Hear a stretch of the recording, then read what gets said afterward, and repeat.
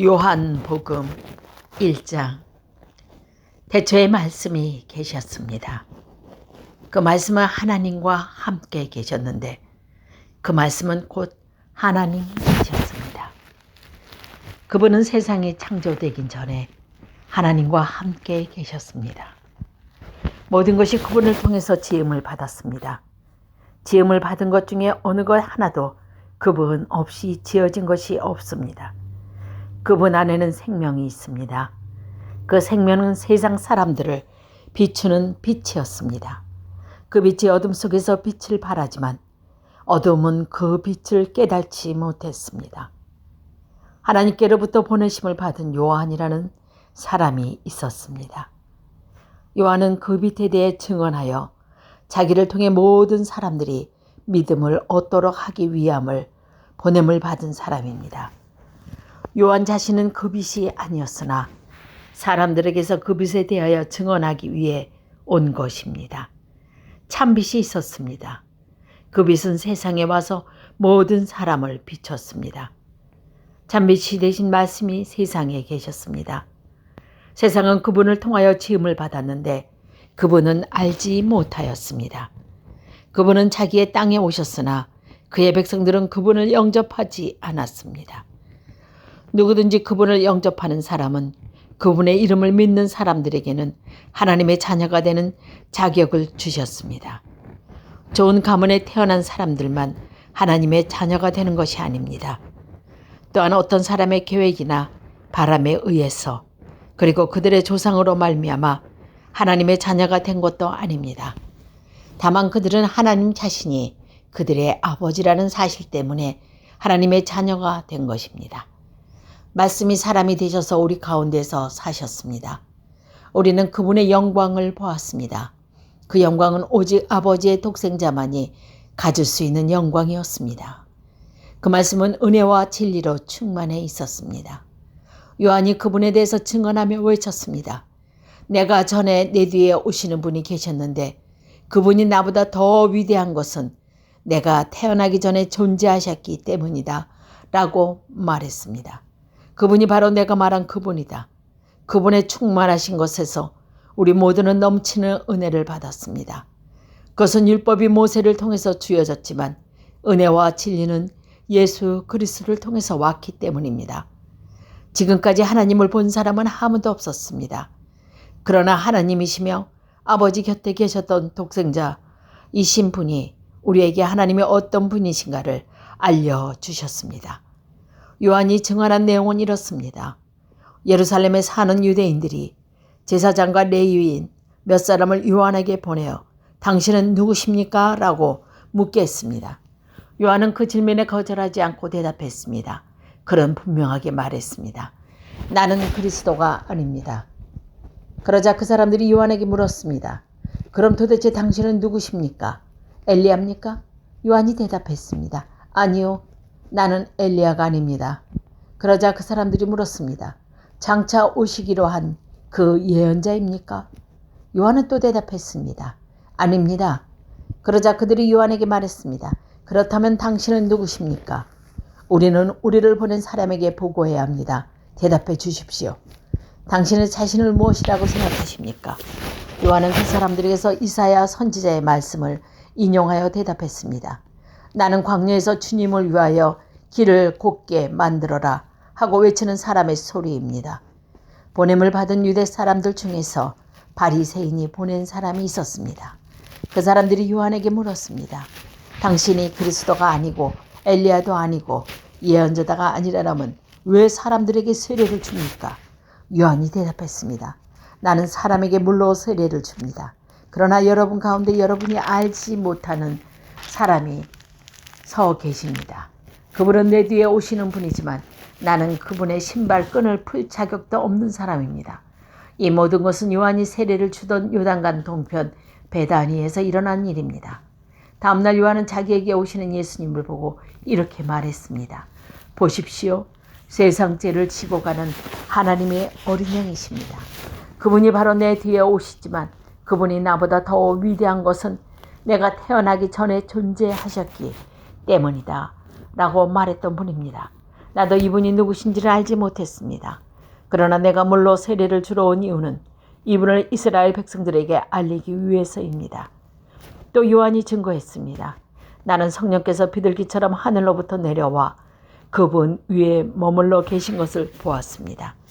나 역시 그분이 그리스도인 것을 알지 못하였습니다. 그러나 나를 보내 물로 세례를 주라고 하신 분이 너는 그 어떤 사람에게 성령이 내려와 그 위에 머무르는 것을 보면 그 사람이 성령으로 세례를 주고 바로 그분인 줄 알아라 하고 말씀하셨습니다. 나는 그분이 하나님의 아들이신 것을 보았고 그분이 바로 하나님의 아들이라고 증언했습니다. 그 다음날 요한은 제자 두 사람과 함께 다시 그 자리에 서 있었습니다. 그는 예수님께서 지나가시는 것을 보고 말했습니다. 보아라, 하나님의 어린 양이다. 제자 두 사람은 요한이 이렇게 말한 것을 듣고 예수님을 따라갔습니다. 예수님께서는 몸을 돌려 자기를 따라오는 두 사람을 돌아보며 물으셨습니다. 원하는 것이 무엇이냐? 그들은 라피님, 사시는 곳이 어디입니까? 라고 말했습니다. 라피다는 말은 선생이라는 뜻입니다. 예수님께서는 와서 보아라 하고 대답하셨습니다. 그래서 두 사람은 예수님과 함께 갔습니다. 그들은 예수님께서 머무르시는 곳을 보았고 그날 예수님과 함께 그곳에서 지냈습니다. 때는 오후 4시쯤이었습니다. 요한께서 예수님에 대한 이야기를 듣고 예수님을 따른 두 제자 중 한 사람은 시몬 베드로의 동생 안드레였습니다.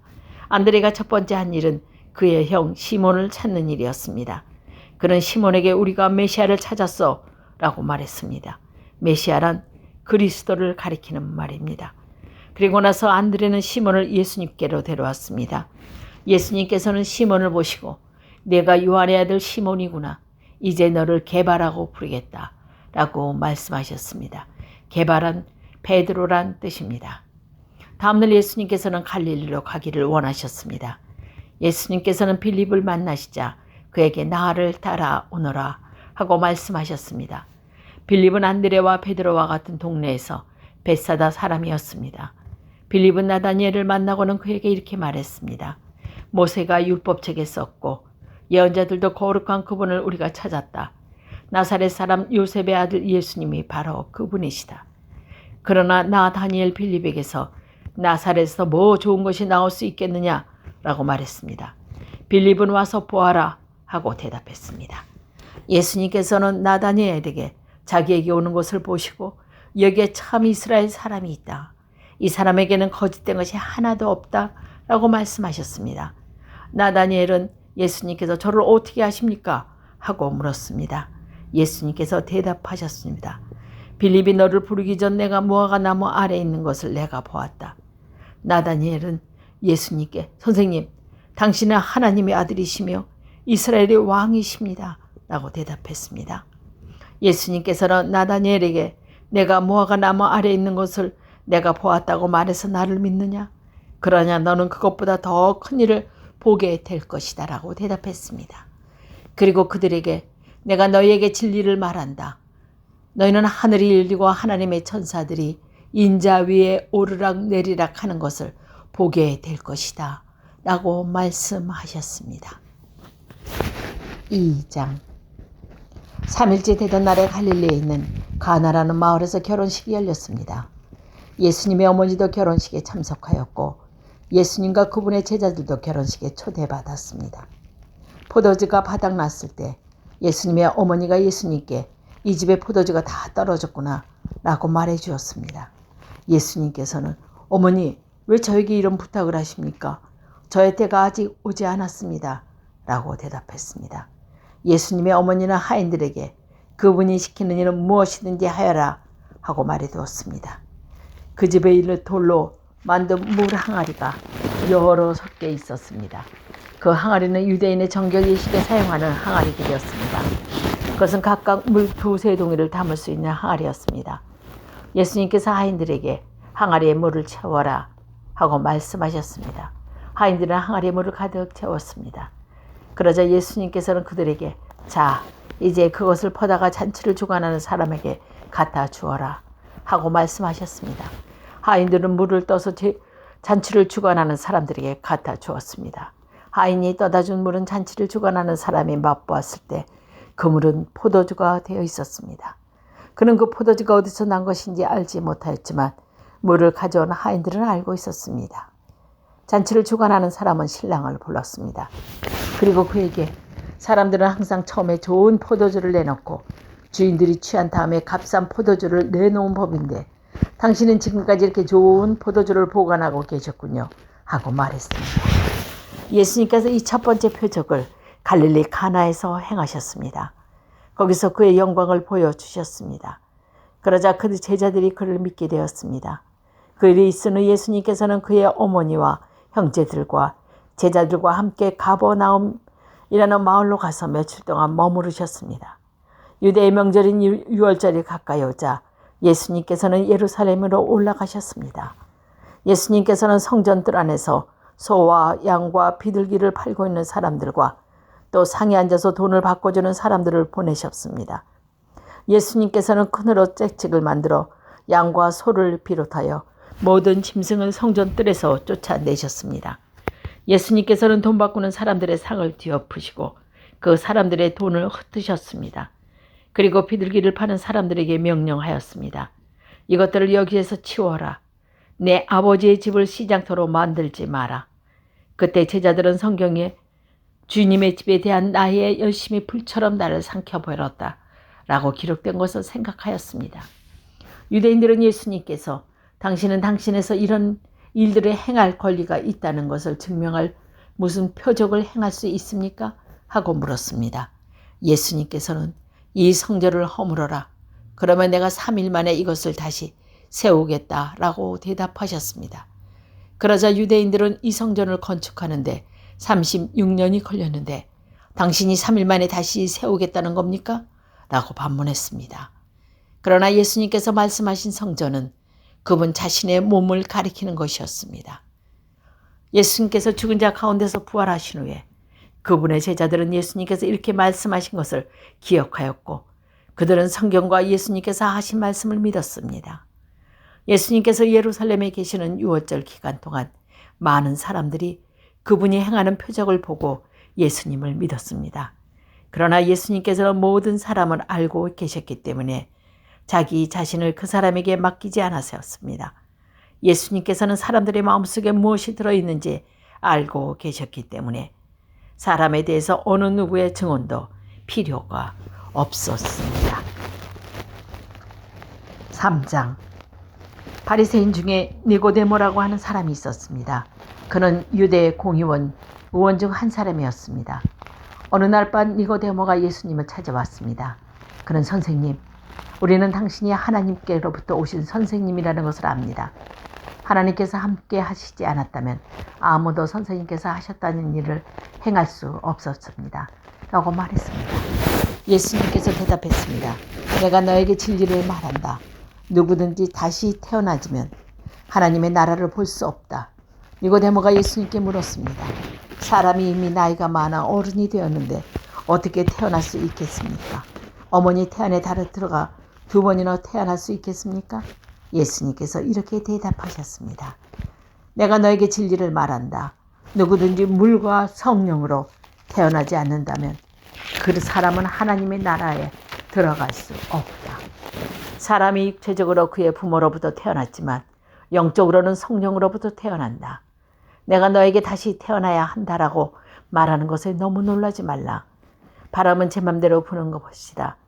너는 바람 부는 소리를 듣지만 그 바람이 어디서부터 어디로 가는지 알지 못한다. 성령으로 다시 태어나는 모든 사람도 이와 같아. 니고데모는 이런 일이 어떻게 가능할 수 있을까라고 물었습니다. 예수님께서 대답하셨습니다. 너는 이스라엘의 선생인데 이 일을 이해하지 못하느냐? 내가 너에게 진리를 말한다. 우리는 우리가 아는 것을 말하고 우리가 본 것을 증언한다. 그러나 너희는 우리가 증언한 것을 받아들이지 않고 있다. 내가 너희에게 이 세상의 일들에 대해서 말하였는데 너희는 나를 믿지 않았는데 내가 너희에게 하늘의 일을 말했다면 너희가 어떻게 믿겠느냐? 하늘에서 내려온 사람, 곧 인자 외에는 하늘에 올라간 사람이 아무도 없다. 모세가 광야에서 뱀을 높이 들었던 것처럼 인자도 들려야 한다. 그것은 그를 믿는 사람에게 영생을 얻기 위해서이다. 이와 같이 하나님께서는 세상을 사랑하여 독생자를 주셨다. 이는 누구든지 그의 아들을 믿는 사람은 멸망하지 않고 영생을 얻게 하려 하십니다. 하나님께서는 세상을 심판하기 위해 그의 아들을 세상에 보내신 것이 아니라 자기 아들을 통하여 세상을 구원하시기 위해 아들을 보내신 것이다. 하나님의 아들을 믿는 사람은 유죄 판결을 받지 않는다. 그러나 그는 믿지 않는 사람은 이미 유죄의 판결을 받은 것이다. 그것은 사람이 하나님의 독생자 이름을 믿지 않았기 때문이다. 판결 내용은 이렇다. 빛이 세상에 와 있지만 사람들은 빛보다 어두움을 더 좋아하였다는 것이다. 그들이 어두움을 더 좋아하는 것은 그들의 행위가 악하기 때문이다. 악을 행하는 사람마다 빛을 미워하며 또한 빛으로 말미암아 자기의 행위가 폭로되는 것이 두려워 빛을 향해 나오지 않는다. 그러나 진리를 행하는 사람은 그가 행한 모든 일이 하나님을 통해서 행한 것이라는 사실을 나타내기 위해 빛을 향해 나온다. 일이 있은 후 예수님과 그의 제자들은 유대의 지방으로 갔습니다. 예수님께서는 거기서 그의 제자들과 함께 머무르시며 사람들에게 세례를 주셨습니다. 세례제 요한도 살렘 근처에 있는 에논에서 세례를 주었습니다. 이는 그곳에 물이 많고 사람들도 계속해서 거기서 나왔기 때문입니다. 이때는 요한이 아직 감옥에 갇히기 전이었습니다. 요한의 제자들 중 몇 사람과 유대인 사이에 정결 예법에 대한 논쟁이 벌어졌습니다. 그래서 그들은 요한에게 와서 선생님, 요단강 동편에서 선생님과 함께 계시던 분, 즉 선생님께서 이전에 증언하셨던 그분이 지금 세례를 주고 계시며 모든 사람이 그분에게로부터 가고 있습니다. 라고 말했습니다. 요한이 대답했습니다. 하늘의 하나님께서 주시지 않으면 사람은 아무것도 받을 수 없다. 너희들은 내가 나를 그리스도로 아니면 그보다 앞서 보냄을 받은 사람이다 라고 말하는 것을 들은 증인들이다. 신부의 주인은 신랑이다. 신랑을 기다리며 그가 오는 소리에 귀를 기울이는 신랑의 친구는 신랑의 소리를 듣고 대단히 기뻐한다. 나의 기쁨도 이와 똑같을 것이다. 나의 기쁨이 이루어졌다. 그분은 더욱 위대해질 것이고 나는 점점 더 많은 관심에서 멀어지게 될 것이다. 위로부터 오는 분은 모든 것 위에 계신 분이다. 땅으로부터 온 사람은 땅에 속하여 땅의 일을 말한다. 그러나 하늘로부터 오신 분은 모든 것 위에 계신 분이다. 그분은 그가 보고 들었던 것을 증언하신다. 그러나 아무도 그분을 증언에 받아들이지 않는다. 그분의 증거를 받아들이는 사람은 하나님이 참되신 분이라는 사실을 인정한다. 하나님께서 보내신 그분은 하나님의 말씀을 전하신다. 하나님께서는 그분에게 성령을 한없이 주셨다. 아버지는 아들을 사랑하셔서 모든 것을 그의 손에 맡기셨다. 아들을 믿는 사람은 영생이 있지만 아들을 거역하는 사람은 생명이 보지 못하고 도리에 그에게 하나님의 진노가 있을 것이다.